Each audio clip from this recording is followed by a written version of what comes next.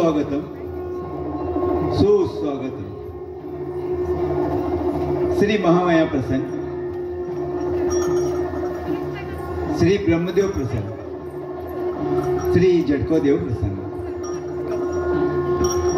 श्री ब्रह्मदेवाच्या आणि झटकोदेवाच्या वार्षिक उत्सवानिमित्त श्री महामाया प्रासादिक श्री ब्रह्मदेव नाट्य मंडळ अर्जुन कोट सहर्षी सादर करीत आहोत। श्री यशवंत लांजणकर लिखित 3 अंकी पौराणिक नाटक संगीत अमृत मोहिनी। संगीत अमृत मोहिनी, संगीत अमृत मोहिनी। दिग्दर्शक प्रेमानंद गडकर। पात्र परिचय शंकर नरेश सैद, नारद नीलेश सैद, नंदी नारायण सैद, इंद्र गिरीश सैद, विष्णु राजेश सैद, भस्मासुर गणेश सैद, किरवीर लक्ष्मीकांत पडवळकर, अखंड विवेकानंद गजिनकर, ऋषी सुशांत शेडगोळकर, देव सिद्धार्थ मंगेशकर, अनुप नाईक, अमित सैलकर, पार्वती सौ अस्मिता सैलकर, मोहिनी कुमारी तन्वी। संगीत प्रदीप महाले, तबला चंद्रकांत गडकर, पार्श्व संगीत श्री विठोबा वेळी गोवा, ध्वनी संकलन बाळा भोवी, रंगमंच गुरुप्रसाद रंगमंच कासरपाल गोवा, स्टेज संतोष नाईक, जनरेटर सर्वेश काणकोणकर, सहायक सौ कुमुदिनी गडकर, गणपती नाईक, व्यवस्थापक श्री ब्रह्मदेव भजक मंडळ अर्जुन कोट आणि समस्त मित्र परिवार। पौराणिक नाटक संगीत अमृत मोहिनी, संगीत अमृत मोहिनी, संगीत अमृत मोहिनी। धन्यवाद।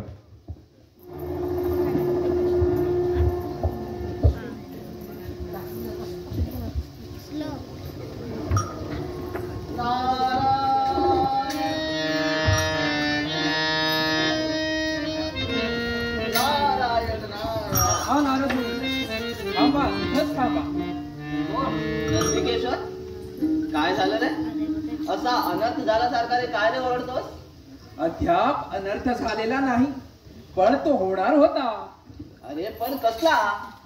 कसला म्हणून वर तुम्हीच मला विचारता? धन्य तुमची नारदमुनी। अहो तुम्हीच अनर्थाला आमंत्रण द्यायला निघाला होता। मी आमंत्रण द्यायला आलो आहे हे मात्र अगदी बरोबर ओळखलं असतं नंदिकेश्वरा। पण ऋषभ कुलभूषणा, तुम्ही मंडळी तुमच्या स्वामींना या शंभू महादेवांना अनर्थ कधीपासून म्हणू लागला? हा नारद मुनी, एका विष्णू भक्ताकडून आपल्या स्वामींची होणारी ही अशी निंदा हा एक कनिष्ठ शिवभक्त कदापि सहन करणार नाही। प्रत्यक्ष आमच्या प्रभूंना अनर्थ म्हणता? नारायण, अरे असं मी कुठं म्हणालो वेड्या? उलट तू त्यांना तसं म्हणतो असं म्हणालो मी त्यांना असं म्हणालो?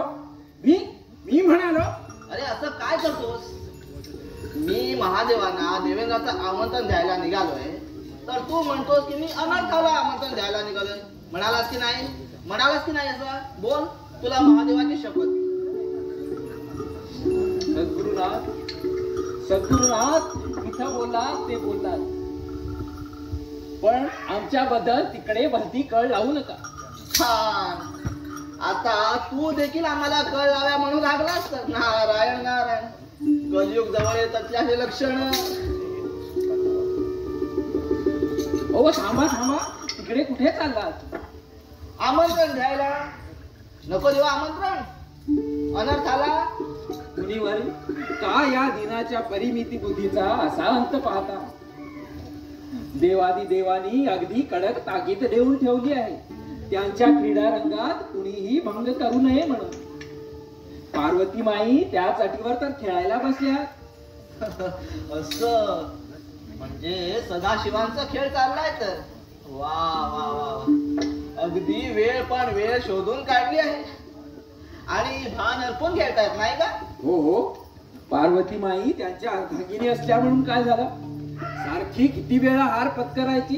स्वामींनी त्यांच्याकडून जीवाला भार लावून घेतलाय. नारायण नारायण. वा वा वा वा. धन्य स्वामी, धन्य सेवक. हे सगळं खरं धरून चाललास तू नंदिकेश्वरा. अशी मान हरू नको नेहमीप्रमाणे. अरे इतकी युग या नटेश्वराच्या सेवेत घालूनही तुला त्यांची खरी ओळख नाहीच ना पटली. अरे बघ बघ बघ तरी.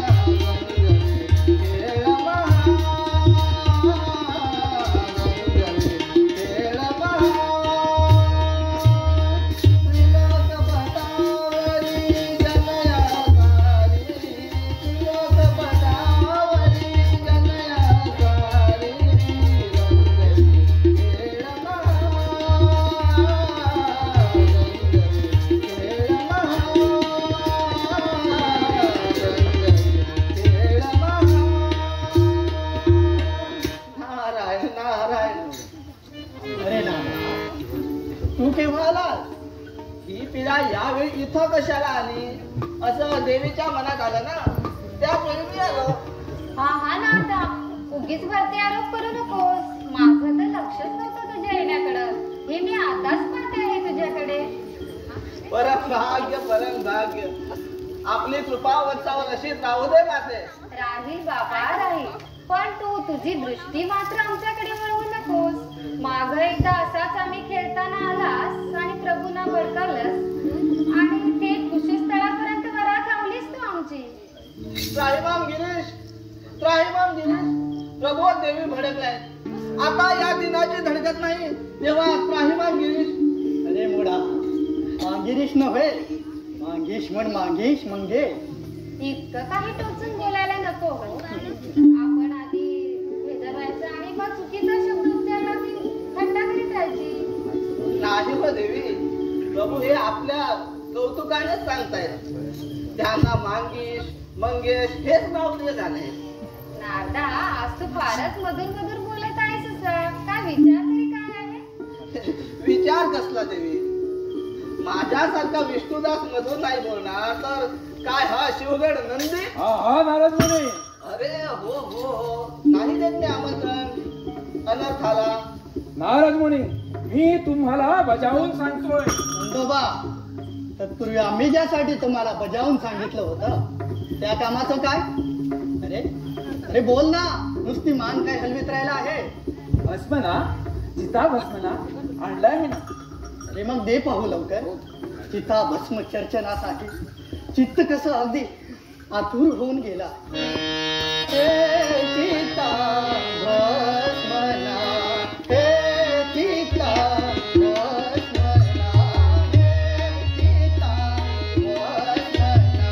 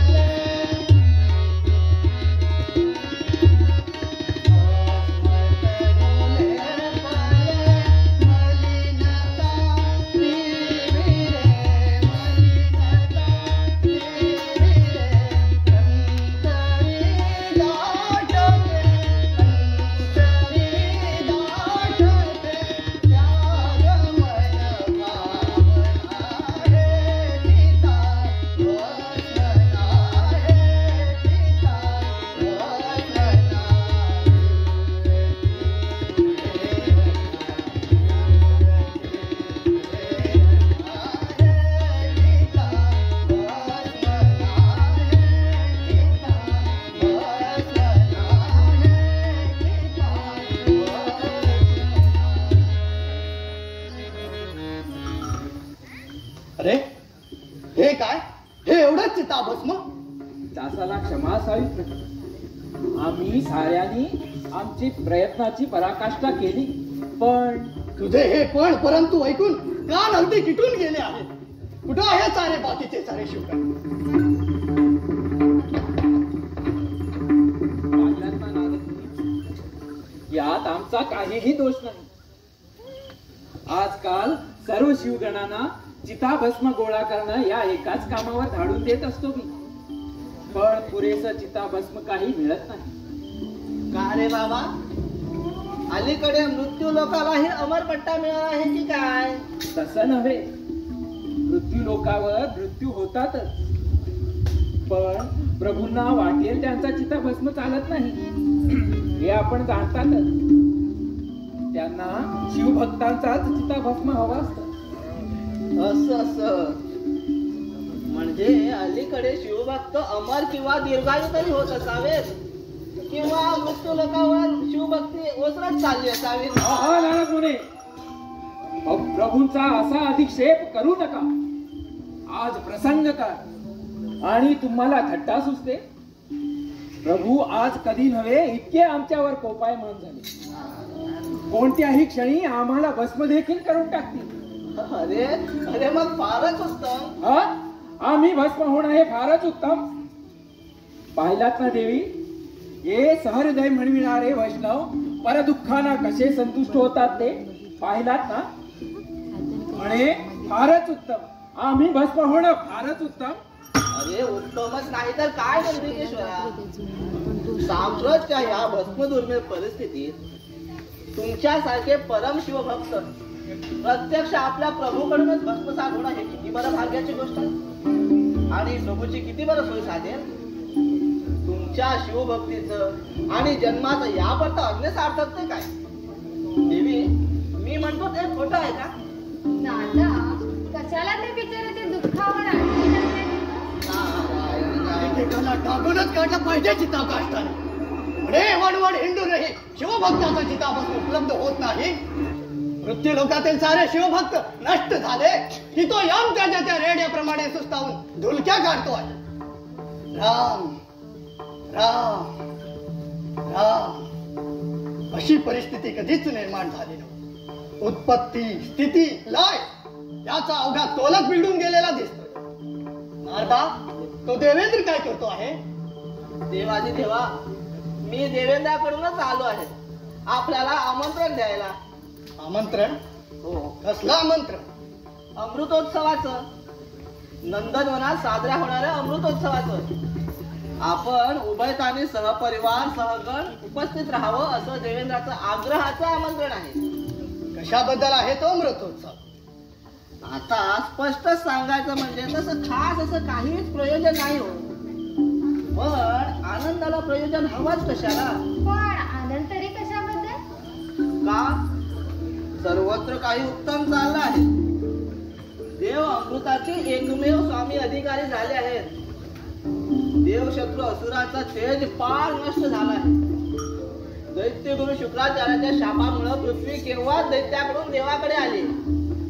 असुर हे देवाचे दासाहून दास झाले आहेत. आणि एकूण कसलाच भय उरलेला नसल्यामुळं आता देवांची शस्त्र शस्त्रागारात आणि विरक्त विलासात म्यान होऊन पडला आहे असंच ना. पण देवाचे देवा, आता त्याचं प्रयोजनच काय.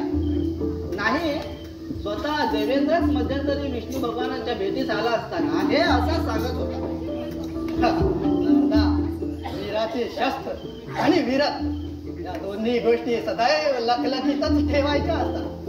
मग काळ युद्धाचा असो वा शांततेचा, हे त्या मूढमती देवेंद्राला कोणी समजावून सांगितलेलं तर दिसत नाही. कारण स्वतः भगवान विष्णू तर सांगणारच नाही. कारण ते त्याचे परमस्नेह साक्षात पेन. त्याला फक्त मित्र प्रमाद निस्तरण एवढाच ठाऊक. नारदा, माझे हे बोल तुला कटू वाटतील आणि मला हे ठाऊक आहे की यात तू तिखट मीठ घालून ते भगवंताकडे पोहोचतेही करशील. आता आपण आमच्या लौकिका तिखट मीठ घालू लागला तर प्रभू बोलणंच म्हटलं. जाऊ दे नारदा, थोडी शांभवी प्राशन करणार काय. काय तरीच काय विचारायचं त्या विचाराला. त्याच्या जिवेला पण अमृताचा सराव झालेला. हो, पण वत्सा, मधून अगदी हलाहलाची जरी नसली तरी शांभवीची कडसड चव चाकून ठेवावे. अनुभव व्यर्थ नाही जाणार. त्याच्या ह्या भस्मामध्ये हा खडा कसा काय आला. क्षमा असावी स्वामी, माझ्या लक्षातच नाही आला. आणि लक्षात आला असता तर हे काय विचारण्यात आलं प्रभू. माझ्या लक्षात आला तर तुम्ही तसाच राहू दिला असता का. फेकूनच दिला असता. म्हणजे तो तुझ्या लक्षात नाही आला हे ऐकून ठीकच झालं. काही खडे वेचायचे असतात, फेकायचे मात्र नसतात.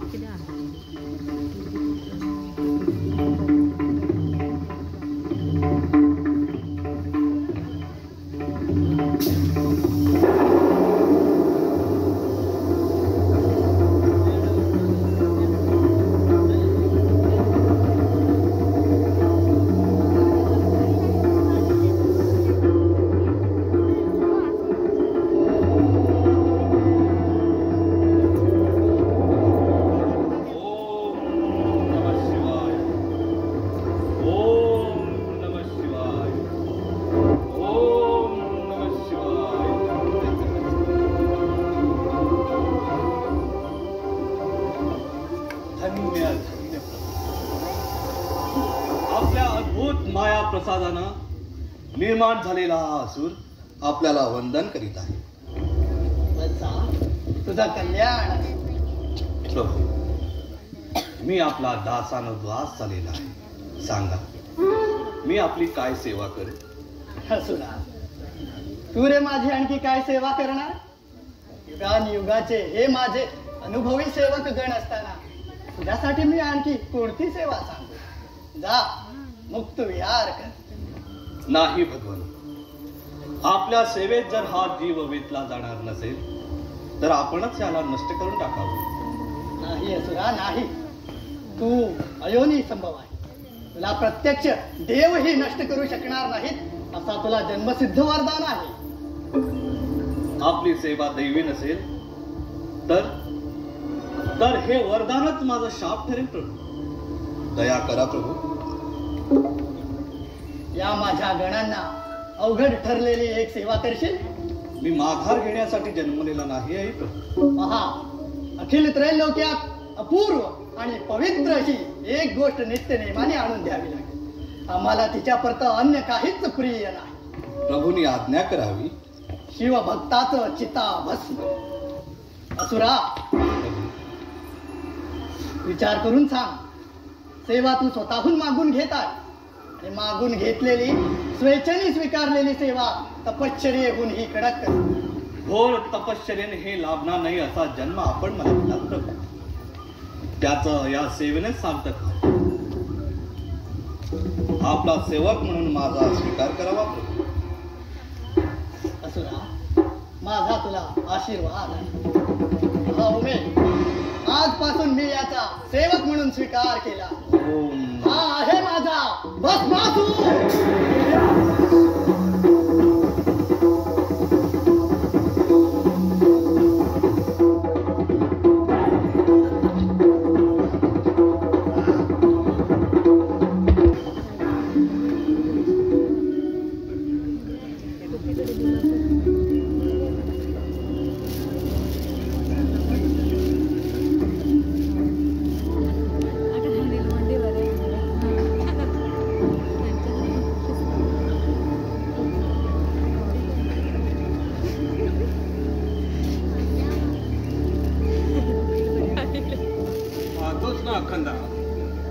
ही आम्हा असुरांची आजची अवस्था.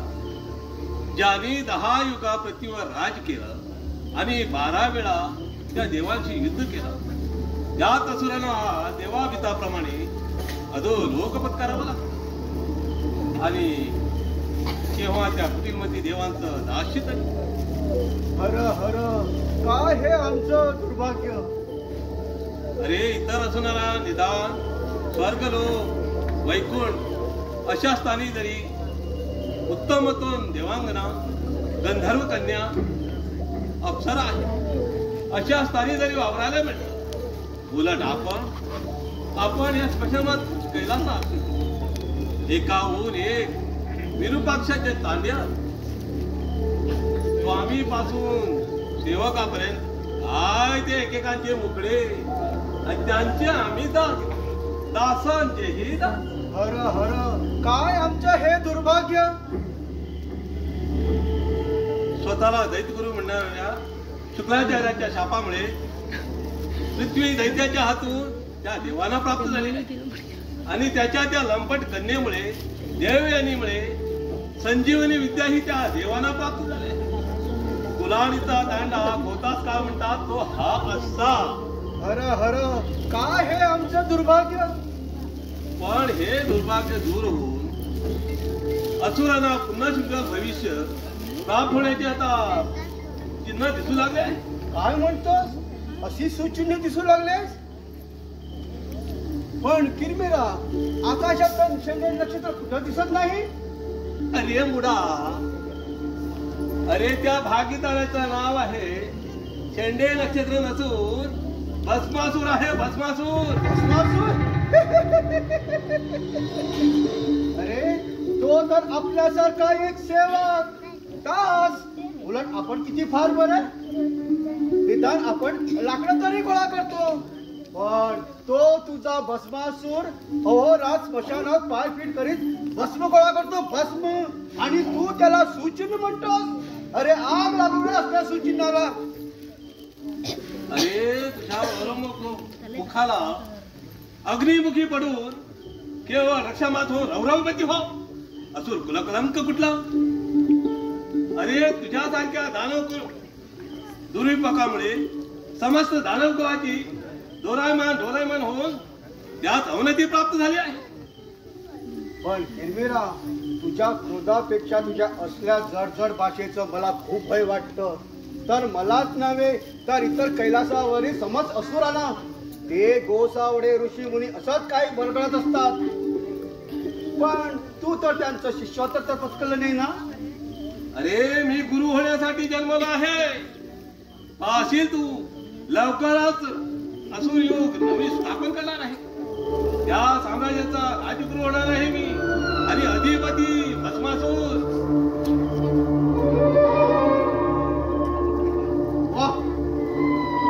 नाव घेताच आले अधिपती. भस्मासुरा, तुला 100 वर्ष आयुष्य आहे. अरे मुरा 100 वर्ष नव्हे. भस्मासूर अयोनी संभव असल्यामुळे त्याला कुणाकडून स्मरण येणार नाही. हे सारी प्रभूंची कृपा. युगानुयुगान त्यांची सेवा करण्याचं परम भाग्य मला लाभलं. भोळा रे भोळा, भोळा आणि मूर्ख अजाण. अरे भस्मासुरा, तुला काहीच कसं कळत नाही. माझ्या प्रभूंची माझ्यावर कृपा आहे. माझी सेवा पाहून ते धन्य होतात आणि त्यांना प्रसन्न पाहून मी स्वर्गाहून अधिक प्रसन्न सुख मिळतं मला. याहून अधिक ते काय सांगावं. भस्मासुरा, बोलाची कडी आणि बोलाचा भात यातच जर तुला समाधान मानायचं असेल तर माझं काही म्हणणं नाही. पण स्वर्ग न पाहता स्वर्ग सुखाची गोष्टी करू नकोस. एकदा माझ्या बरोबर चल.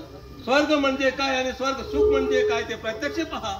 नाही रे बाबा, प्रभू सेवा हाच माझा स्वर्ग. त्याच कामी वेळ पुरत नाही तर तुझा तो स्वर्ग पाहण्यासाठी कुठून रे सवड काढायची. हे काम तुला असुरानो, इथं गप्पा टप्पा करीत काय बसलात. मुलखाचे माजोरे जात. अरे इथली सगळी कामे कोण करणार. तुमचे पूर्वज. आता थोड्याच वेळात साक्षात देवेंद्र इथे येणार आहेत. त्यांच्या स्वागताची सिद्धता कोणी करायची. आणि तू रे भस्मासुरा, तुला काही काम आहे की नाही. नंदिकेश्वरा, माझं काम मी केव्हाच आटोपलेलं आहे. अरे तुझं काम म्हणजे ते 4 चिमट्या चिताभस्म आणण्याचं हेच की नाही. अरे त्याला कितीसा वेळ लागतो. चुटकीसर करायचं काम ते.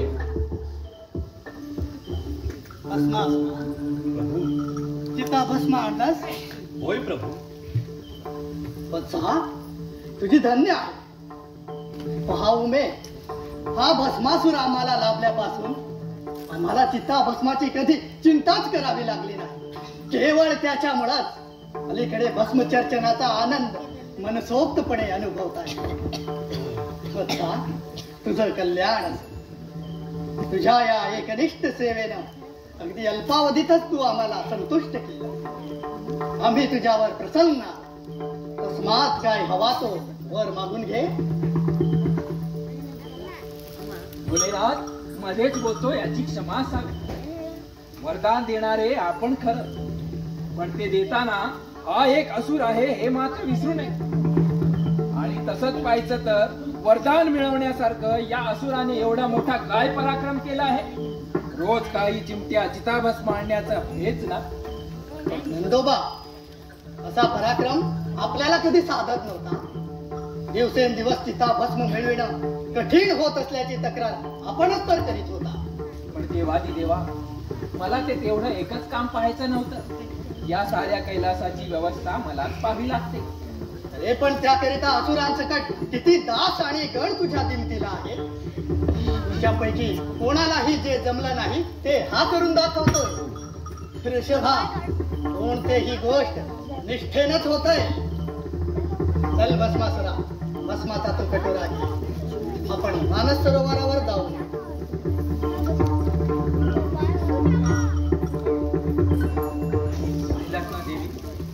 हा असुर आल्यापासून आम्हा जुन्या सेवकांना असा प्राण उतारा सहन करावा लागला. प्रभूवर त्यांनी अशी काय मोहिनी घातली आहे की त्यांच्याशिवाय त्यांचं जण पानच हलत नाही. देवी देवी प्रभूंना आता आपणच वेळेत सावध करावं. नाथांचा भोळा स्वभाव तुला ठाऊक का नाही नती? एकदा का कुणावर त्यांची कृपादृष्टी झाली की त्यापासून त्यांना परावृत करणं महा कठीण कर्म. त्या बाबतीतला हटवाटीपणा तू जाणतोस आणि प्रत्यक्ष स्वकीय देवांशी सुद्धा संग्राम करायला मग ते माग पुढे पाहणार नाही. अशी संग्राम करण्याच्या गोष्टी राहिल्या आहेत महादेवी. हे देवेंद्रा तुझं कल्याण असो. आपला आशीर्वाद जगन्मातेनं साथ करा. महाराज आसन देवेंद्रा तुझा क्षेम आहे ना? शची आणि जयंत यांचंही क्षेम आहे ना? आपला उभयताच्या कृपेनं अजून तरी आम्हा सर्वांचं क्षेम आहे. परंतु देवी अमृतोत्सवापासून मात्र माझ्या मनात शंकेची कुठेतरी फार चुकचुकू लागली आहे. आणि म्हणून अखेर आज असा मी जातीनं इथं आलो आहे. आपल्या या दासाकडून काय प्रमाद घडला हे जाणून घेण्यासाठी. तुझ्याकडून आमचा प्रमाद घडला? कुणी सांगितलं या तुला? सांगायला कशाला पाहिजे देवी? मुद्दाम नारद मुनीकडून आमंत्रण पाठवून देखील आपण उभयता स्वर्गाच्या अमृतोत्सवाला आला नाही.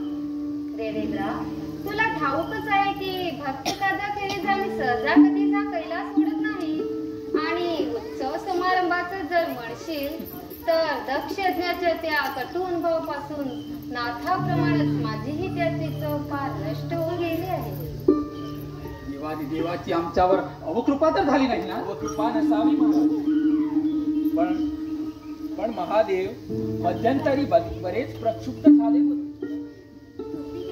त्यावेळी एकूण जगतचालनाबद्दल स्वामींनी आपली नाराजगी व्यक्त केल्याचं स्मरत. महाकाळाला वंदन असो. फक्त कृपादृष्टीच्या अभिलाषेने आला आहे. कल्याण जरा काही क्षेम आहे ना? आपली कृपादृष्टी नसेल तर काहीच क्षेम नाही. देवेंद्राला असा परावलंबित्व शोभत नाही. अरे देवांचा राजा तू. आपल्या पराक्रमाने हे पद मिळवलं आहेस तू. जोवर आपल्या पदाची प्रतिष्ठा तू राखतो आहेस तोवर कोणाच्याही कृपेची अपेक्षा करणं तुला काहीच कारण नाही. आणि आपल्या पदाची आपलं शासन जर उत्तम असेल तर भय कोणाचं आणि का? मी म्हणतो ते खरं आहे ना देवेंद्रा? सारी सृष्टी तत्व नीट पाळली जात आहेत ना? होय देवादी देवा. असुरांचा काटा आता कायम थाट निघाला आहे. यज्ञ कर्मे निर्विघ्नपणे चालत आहे. सृष्टी नियमनात केवळ असुर हा एकमेव अडसर मानतोस तू? तण वाढलं, जंतू कीटकांचा उपद्रव वाढला म्हणजे तेवढ्या पुरतीच नंदनवनाची निगराणी करायची. तण आणि जंतू नष्ट झाले म्हणजे निगराणीची काहीच आवश्यकता नाही असं समजायचं? तसं नव्हे महादेवा, तसं नव्हे. तसं जर असेल तर नंदनवनाच्या निग्रहणीच्या दृष्टीनं उपद्रवी तण आणि जंतू उपकारकच म्हटलं पाहिजे. महादेवाच्या बोलण्याचा उद्देश समजतो नाही. जाऊ द्या. आमच्या प्रत्येकगणातला नवा सेवक पाहिलाच काय? भस्मासूर याचं नाव. देवेंद्राचा जय जयकार. असुरांना आश्रय देण्याचा छंद महादेवांना शोधतो आणि मिळतोही. मोठा निखळ निष्ठावंत आहे. आम्हाला सदैव प्रसन्न ठेवतो. काही वरदान माग म्हटलं तरी नाकारतो. पहा देवेंद्रा, हा भस्मासूरच आम्हाला वरदान ठरला आहे खरा. कधी स्वर्गात आलाच तर त्याला सन्मानाने वागवायला विसरू नका. आम्ही आता येतो. आमच्या ध्यान धारणेचा समय झाला.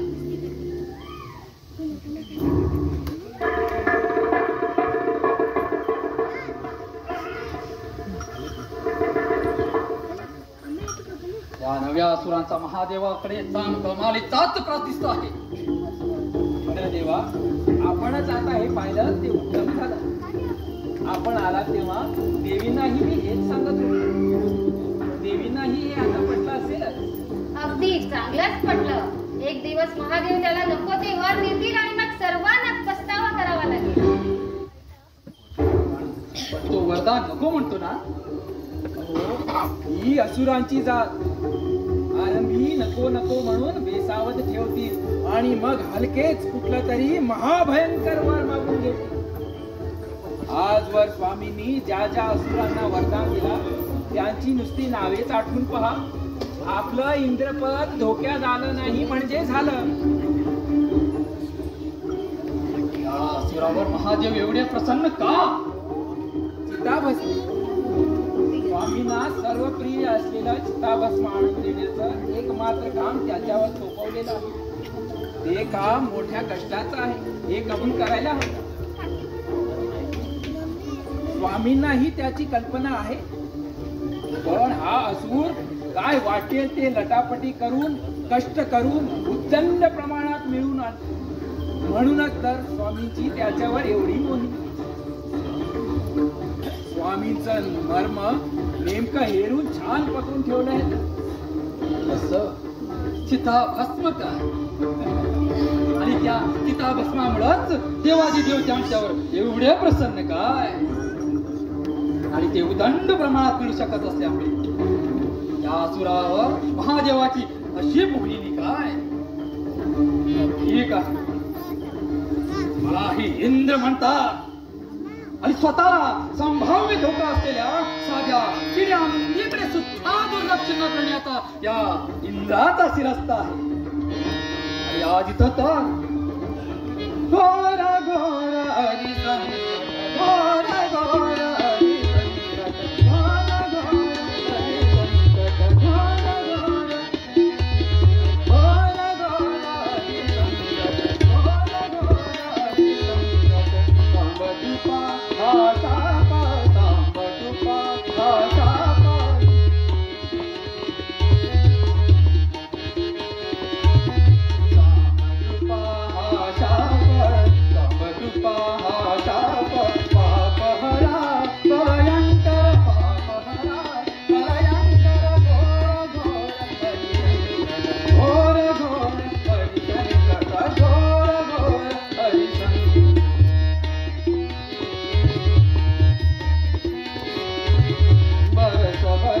वरुणा गण भैरव गण भैरव बरस बरस वरुणा गण भैरव गण भैरव बरस बरस वरुणा बरस बरस वरुणा.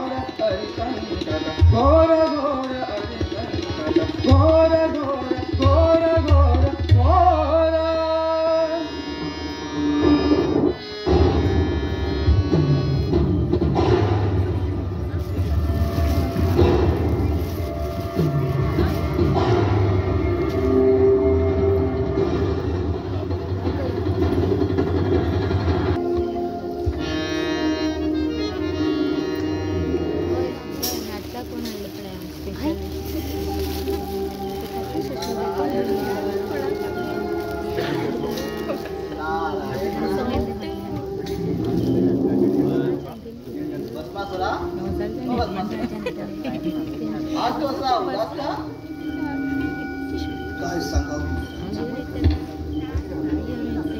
माझ्या भक्तीचं सामान चालीकडे अपुरं पडायला लागलेलं आहे.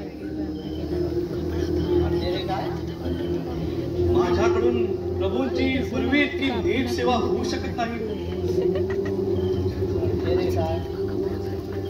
स्वामींना पुरेसा चिताभस्म मी आणून देऊ शकत नाही. त्यांचा जरा देखील आग्रह नसताना मी त्यांच्याकडून ती सेवा मागून घेतली आणि आज तीच मला पार पडता येत नाही.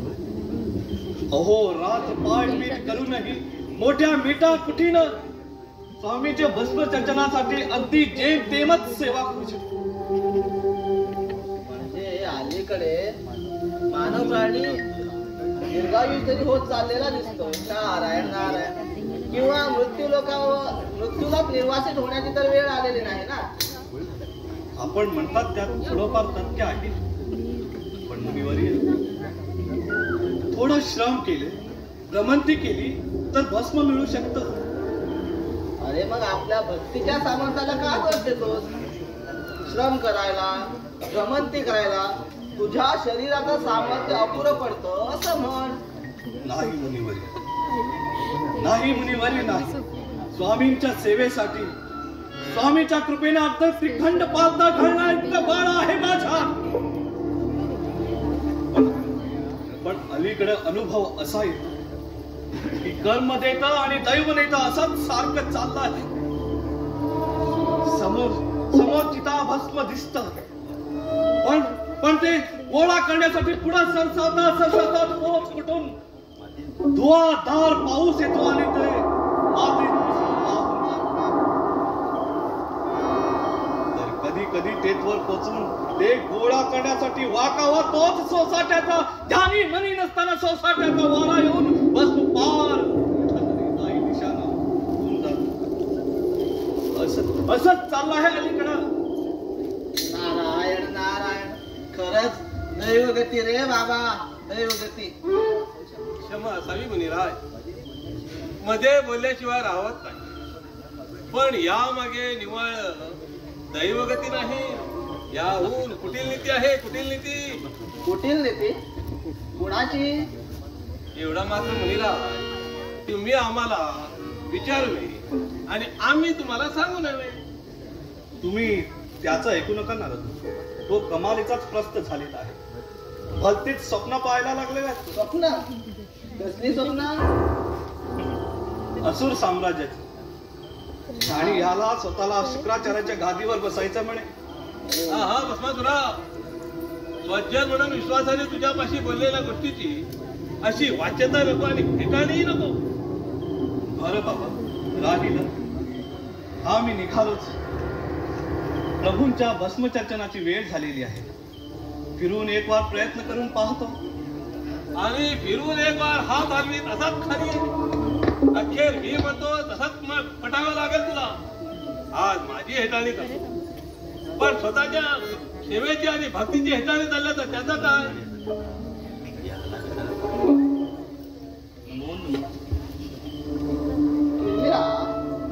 एकूण काय प्रकार आहे हा?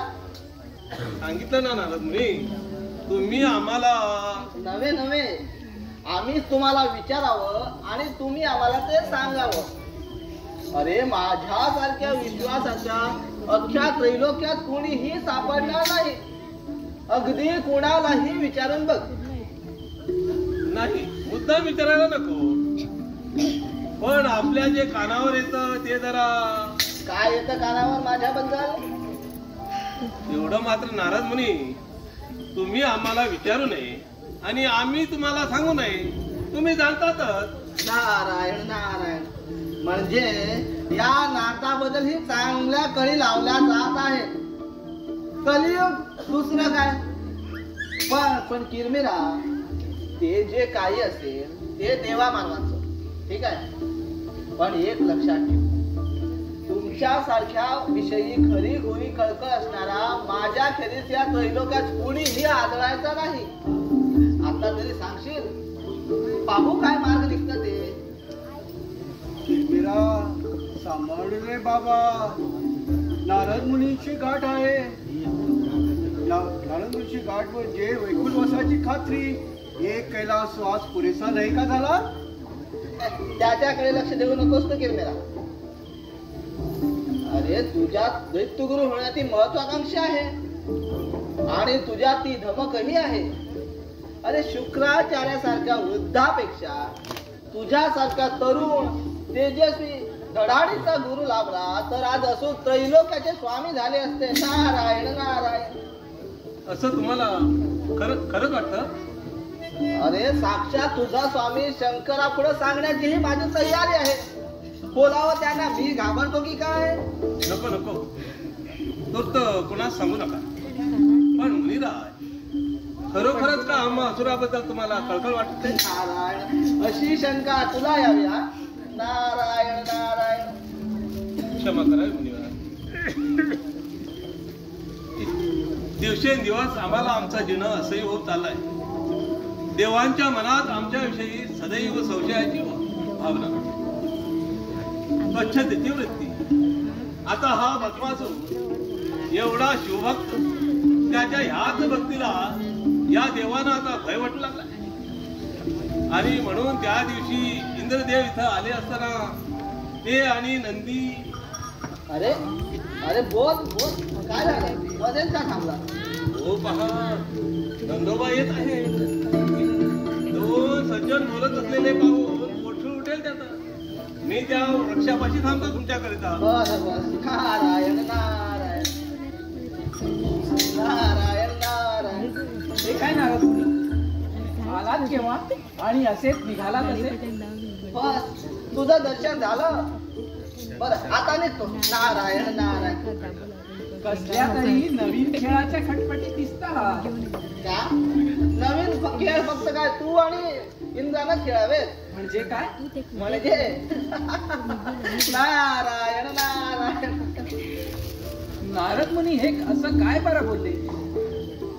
यांना कोणी काही सांगितलं बिंगितलं नाही ना? पण कोण सांगणार रे? काय रे असुरा, इतका वेळ नारद मुनी इकडे कोणाशी बोलत होते? आपणच नंदी देवा. हे मला ठाऊक आहे, पण माझ्या आधी इथं कोणाशी बोलत होते? मी होतो, किरमीर होता आणि भस्मासूर पण होता. भस्मासूर नारद मुनींना काय सांगत होता? त्याचं नेहमीच रडगाणं, चितापासून मिळत नाही म्हणून. का मिळत नाही म्हणाला? देवाला बोल देत होता. लाव, दैवालाच बोल लाव. आता तुझी इथली संधी संपली म्हणावं. असुराचा पत्ता नाही स्वामी. भस्मचर्चनाची व्यवस्था झाली ना? मला काहीच सांगितलेलं नाही स्वामी. येईल तो स्वामीनिष्ठ सेवक, खरा भक्त. भक्तीची पारख फार घाईनं करणं होतंय बरं. इतर भक्तांना कधी असं आणि इतकं झुकतं मान मिळत नव्हतं. छान. निदान स्वतःच्या अनुभवाला तरी विचारून पाहावं म्हणतो मी. नुसतंच पाहिलं आणि एकदमच प्रसन्न होऊन लागलीच स्वतःमध्ये समावून घेतलं. इतकं की लोकात अर्धनारी नटेश्वर म्हणून थट्टेचाच विषय झालो. तर जसं काही कुणाला खरंच वाटे, पुरे हो पुरे ही साखर पिरणे.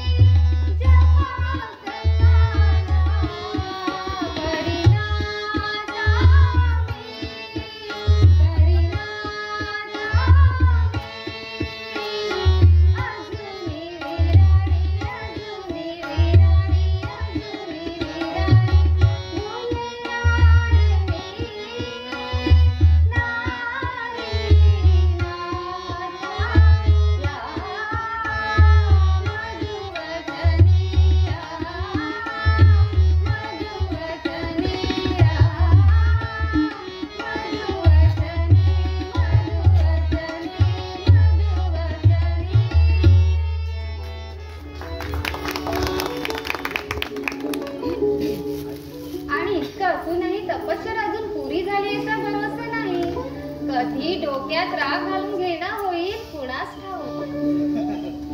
या घटकेला डोक्याला नव्हे तर अंगाला मात्र राग फासून घेण्याची तीव्र इच्छा झाली आहे. इच्छेसरशी हा माझा भक्त आला. हे भस्मासुरा, हे प्रभू भस्मासुरा, सोड माझे पाय.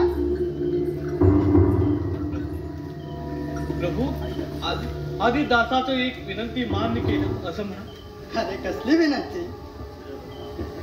आज चिता भस्मासाठी आपल्याला काही घटिका थांबावं लागणार आहे प्रभू. एवढाच ना? नाही प्रभू नाही. ते भस्म मी आपल्याला आणून देणार नाही हो, तर ते आपल्यालाच गोळा करावं लागणार आहे. म्हणजे काय? म्हणजे प्रभू, कारण प्रभू ते मी गोळा करू शकणार नाही. ते भस्म माझ्या स्वतःच्याच चितेच असणार. भस्मासुरा, होय हा माझा आपल्याला अखेरचा प्रणिपात देवा. ही माझ्याकडून आपल्याला अखेरची सेवा प्रभू. भस्मासुरा, हा काय प्रकार आहे? माझ्याकडून आपली सेवा घडू नये म्हणून अशी सर्वांची इच्छा असेल प्रभू. आणि या दासांचं जीवन सर्वस्व केवळ आपलीच भक्ती, आपलीच सेवा प्रभू. आणि ती जर होणार नसेल त्याचं अस्तित्व तरी का? म्हणूनच ते संपू द्या. स्वामी स्वामी स्वामी, मी अयोनी संभव आहे म्हणून कोणाकडूनही नष्ट होणार नाही. पण माझी चिता मीच सिद्ध केलेली आहे. आपला आशीर्वाद मिळतात मी त्या चितेत उडी घेतो.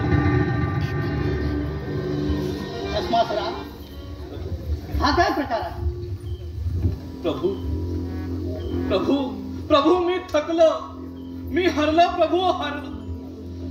आजवर काळजावर दगड ठेवून सगळ्या प्रतिकूलतेकडे दुर्लक्ष केलं.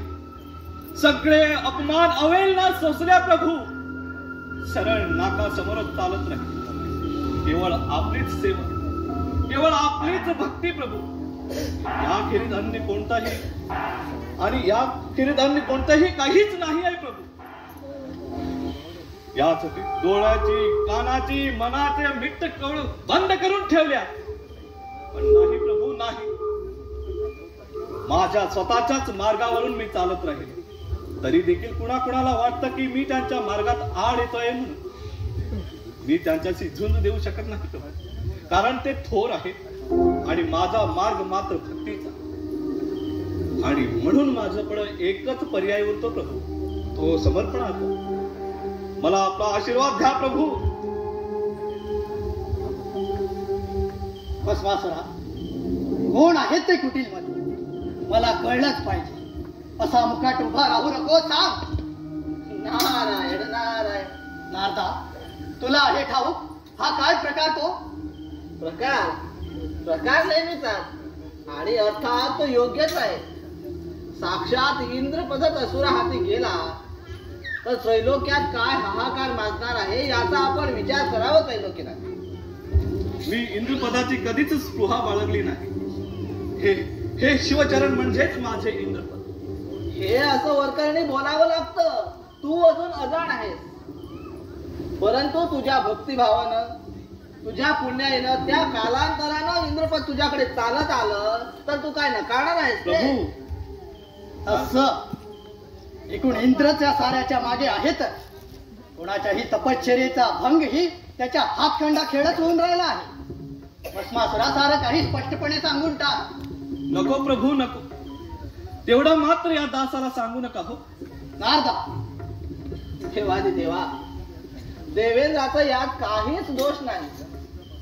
ज्या असुरापासून स्वर्ग आणि मृत्यू लोक मुक्त केला तो पुनश्च त्यांच्याकडे जाऊ नये एवढं त्याचं सज येतो. त्याकरिता वायू आणि वरुण यांचं घेतलं त्यानेच आहे. तर त्यात एवढं काय जगबूड झाल्यागत ओरडायला हवं. देवेंद्राला हा भस्मासूर वाटला संभाव्य धोका. त्यांनी ह्याच्या भक्तीच्या सेवेच्या मुळावरच घाव घालायचं ठरवलं तर त्यात युद्धनीती विरोधी असं काय घडलं मी म्हणतो. ही युद्धनीती नव्हे आणि हे दैवत्वही नव्हे. देवांना न शोभणारा हा भेकळपणा आहे. देवेंद्रानं माझ्या भक्ताच्या मार्गात अशा कुठे लढतळे आणण्याचा विडाच उचललेला असेल तर मग भक्तांकरिता मी स्वर्गावर हे धावून जाईल. भस्मासुरा, तू निश्चिंत राहा. नको प्रभू नको. माझ्यासारखी एका सामान्य असुरासाठी देवा देवा तसा म्हणते. नको प्रभू, मी अग्निकाष्ट भक्ष करायला सिद्ध आहे. थांब भस्मासुरा, याखेरीज दुसरा काहीच उपाय नाही का? उपाय उपाय आहे प्रभू, आहे, पण तो कोणालाही पटणार नाही. उरता सांग तर खरा. प्रभू प्रभू प्रभू, मी ज्या कुणाच्या मस्तकावर हात ठेवेल त्याचा तत्काळ भस्म व्हावं. महाभयंकर, थांबा ब्रह्मांड आहे का? या असुराच्या या मागणीला फशी पडू नका. स्वामी, या असुराच्या मनात कपट आहे. नंदिकेश्वरा, कपट माझ्या मनात नाही तर कपट तुम्हा सर्वांच्या मनात उत्पन्न झालेला आहे. आजवर मी बोललो नाही, फक्त मी शोषितच राहील. आता नष्ट व्हायला सिद्ध झालेला आहे. आता मला कुणाचीच भीती नाही. काय स्पष्ट बोलणार आहेस? अरे, साऱ्या विश्वातल्या अधमातल्या अधम असुरापैकी तू एक. प्रभू, ही अवहेलण्याचे शब्दाचा मला ऐकत नाही हो प्रभू. आम्ही असुराने असाच खितपत पडत राहावा का? मानवानंही देवत्व प्राप्त होऊ शकतं, इंद्रपद मिळू शकतं प्रभू. तर असुराने प्रमाद केलेला आहे. असुरांची भक्ती देखील केवळ त्यांच्या जातीमुळेच हेटाळली जावे का? असुरा, तुझ्या शब्दा पाठवाड तुझी लालसा लपू शकत नाही. तू फार भयंकर वर मागू पाहतो आहेस. तुझी जातीची दासुरी भावाचा काशा त्यातून व्यक्त होते आहे.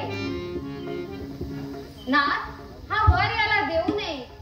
हा मायावी असुर या वरदानाने सारं त्रैलोक्य आपल्या घशाखाली गेलेला पाहतो आहे. देवी बोलतायत ते सत्य आहे स्वामी. या असुराच्या कपटी कांगाव्याला आपण बळी पडू नये. असुराला असुराच्या पायरीवरच ठेवा. नष्ट झाला तर एक पापच नष्ट होईल. याचा हेतू शुद्ध नाही स्वामी. का हेतू शुद्ध नाही? हे वरदान मी केवळ प्रभू सेवेसाठीच मागत आहे. देव शासनाच्या दुर्लक्षामुळं आज मृत्यू लोकावर मृत्यू दुर्मिळ झालेला आहे. मी लोकांना दयामरण देईन. असेच लोक निवडीन की ज्यांना मृत्यूत हे वरदान ठरेल. मी देव कार्यच करेन आणि त्या पुण्यवंताचं भस्म मी प्रभूचरणी अर्पण करेन. माझा हेतू शुद्ध आहे, उदात्त आहे. प्रभू, यापुढे जर माझी सेवा हवी असेल आणि देणारच असाल तर हाच वर द्या मला देवा की ज्या कुणाच्या मस्तकावर मी हात ठेवीन त्याचा तत्काळ भस्म व्हावं. आपल्या सेवेविना माझा दुसरा कोणताच उद्देश नाही आहे प्रभू. असुरा, हा खोटारडा आहे. कैलासनाथा, पुढचं भवितव्य मला अगदी स्पष्ट दिसत आहे. याला हे वरदान दिलात तर तुमच्याकडे आपण सारेच बसू. या अधमाच्या हाती साक्षात सुडाची मशाल देऊन सर्व नाशाला आमंत्रण देऊ. नाही दे, सर्वनाश नव्हे, लोककल्याण, प्रभू सेवा. असुरा, कशाला चांगले शब्द कलंकित करतोस? अरे असुर, तो असुर. तुझ्या जातीला चांगलंच ओळखते मी.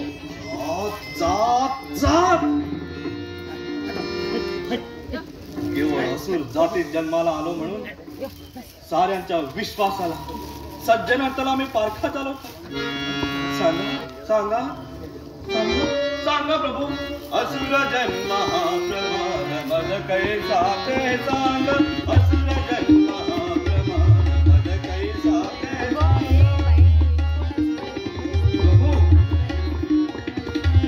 असुर जन्म हा प्रमाण मज कैसा ते सांग.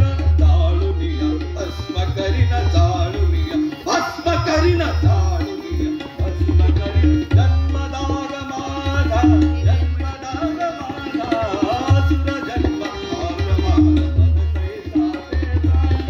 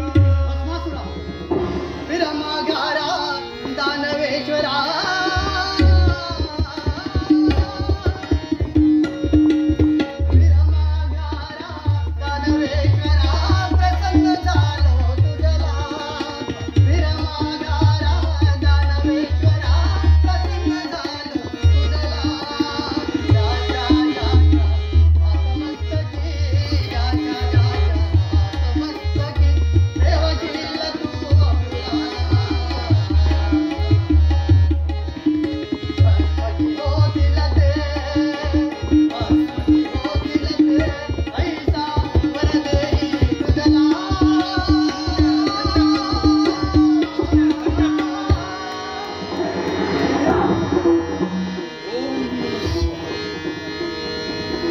ओम नमः शिवाय.